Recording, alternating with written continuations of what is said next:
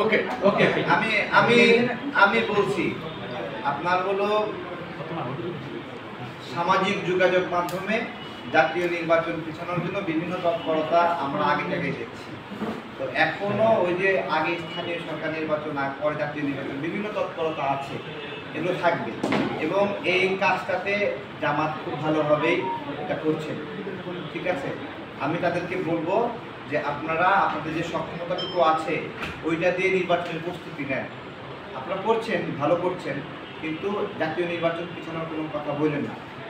লন্ডনে যে বন্দোবস্ত হয়েছে এই বন্দোবস্তটা কিন্তু আপনাদের দেওয়া স্টেটমেন্টের উপর ভিত্তি করেই করেছে, কিন্তু সেইখানে যদি আপনারা আবার যদি এটাকে মিসগাইড করার চেষ্টা করেন, হ্যাঁ, এটা তো আপনাদের কমিটমেন্ট ছিল। আপনারা চেয়েছেন প্রধান উপদেষ্টার কাছে যে রমজানের আগে নির্বাচন, আপনাদের চাওয়া বিষয়েই এখন সবাই ঐক্যমত হয়েছে। এখন দেখতেছেন আপনাদের অসুবিধা হচ্ছে, আপনাদের কি কি অসুবিধা হচ্ছে সেগুলোর কারণ ব্যাখ্যা করেন। ঠিক আছে, এটা হলো একটা নির্বাচন কেন্দ্রিক বিষয়। আর একটা বিষয় আমি বলছি, এটা হলো অফ দ্য রেকর্ডের কথা, মানে অফ দ্য রেকর্ড না, ক্যামেরার সামনে অফ দ্য রেকর্ড না। আচ্ছা, আপনার হলো জামাতের বিষয়ে বলছি। জামাতের যে প্রতিষ্ঠানগুলো আছে, ইসলামী ব্যাংক অথবা ইবনে সিনা, বিভিন্ন হাসপাতাল, ব্যাংক, এগুলো যেগুলো আছে, এই সমস্ত প্রতিষ্ঠানে আমরা দেখেছি যে শুধুমাত্র জামাত এবং শিবিরের কর্মীরা চাকরি করে।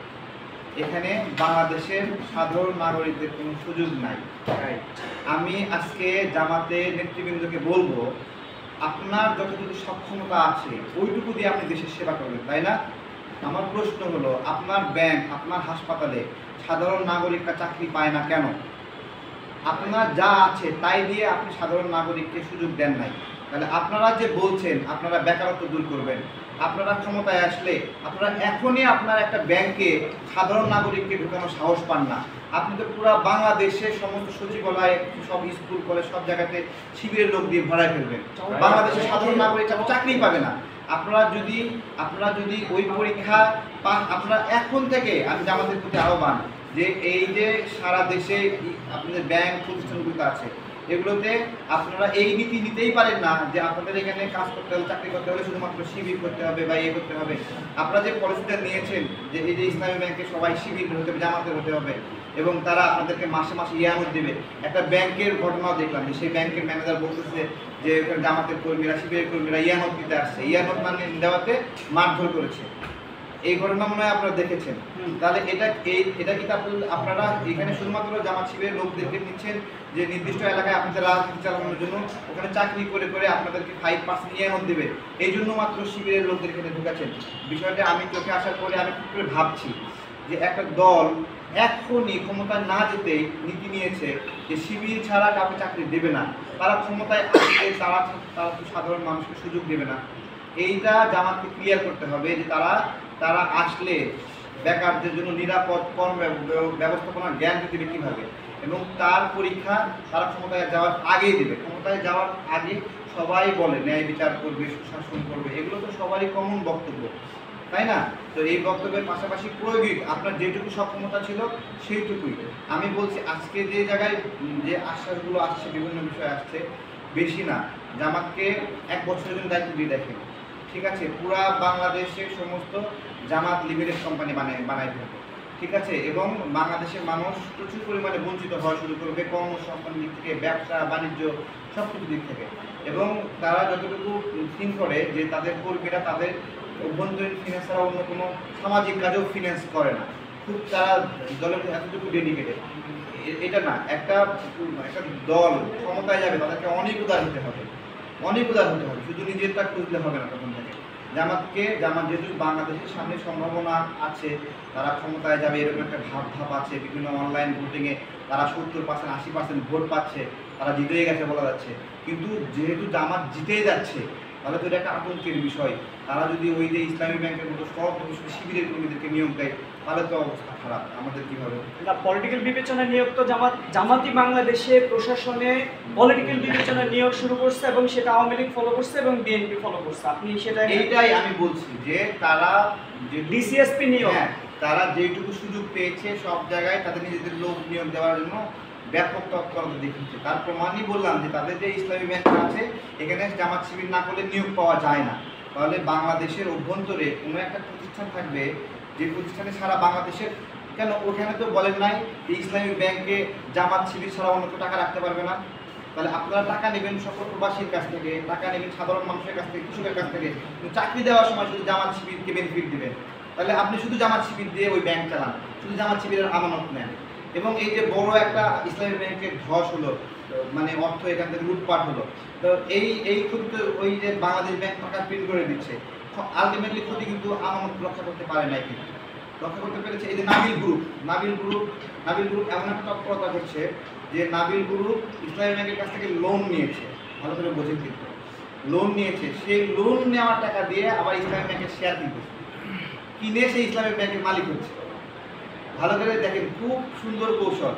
ইসলামী ব্যাংকের কাছ থেকে নাবিল গ্রুপ লোন নিল, লোন নিয়ে ইসলামী ব্যাংকের শেয়ার কিনলো, ওই টাকা দিয়েই কিনে সেই ইসলামী ব্যাংকের মালিক হয়ে গেল। অদ্ভুত বিষয়।